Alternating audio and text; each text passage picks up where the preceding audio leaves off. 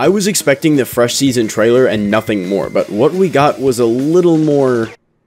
Oh, no way! Yeah, so this is absolutely insane. A few people, including myself, had wanted a feature to travel between hub worlds for years. I wanted it in 2 and was hoping this construction would turn into a rail system that allowed players to go from the square to the plaza. That never ended up happening until now, because this area everyone thought would be for the next single-player DLC turned out to be the railway system to the original Inkopolis Plaza, mainly looking the same but with a modern flair. Seeing as I was 10 when Splatoon first came out and I'm graduating high school this year, it was pretty emotional to see this place return in all its updated glory. That and me realizing I'm no longer a kid and life is changing and I don't know what the road ahead of me holds. But anyways, we see a bunch of new and returning faces, and this place, as far as we know, is just a different lobby to chill out in. Seeing as the first game didn't have a practice area with lockers when entering the tower, we don't know if it'll have a new one or the same one as Splatsville. We don't know if the arcade machine works, we don't know if the shops here offer a different product lineup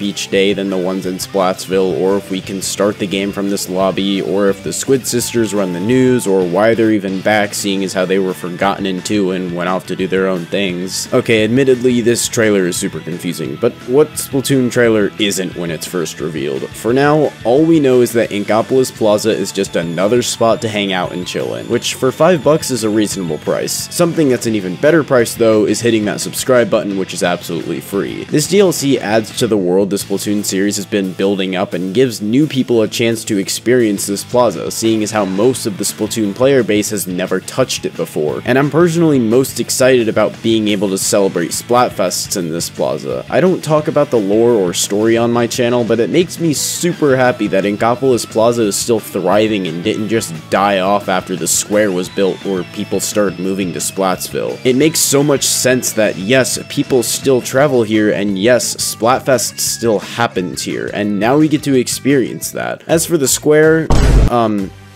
yeah, it's kind of dead. And once again, going back to this point, Splatoon trailers leave everyone wondering what the fuck is going on. What does any of this mean? It's so confusing, but we'll know in due time. This looks like the square from Splatoon 2, and Pearl and Marina most likely play a significant role in this campaign, but that's all we know. And I've seen many people saying this is the real square, but I think it's just a replica or cognition somewhere else. The Splatoon NA Twitter posted something about the side order, and they're quoted saying, "We're gonna get to the bottom or maybe the top of this," which makes me think this is somewhere underground like the Octo expansion, because this place is covered entirely with white coral, which signifies that it's either dead or doesn't have enough algae because of temperature change. Plus, fish are swimming around, and you don't see fish swimming around on the surface.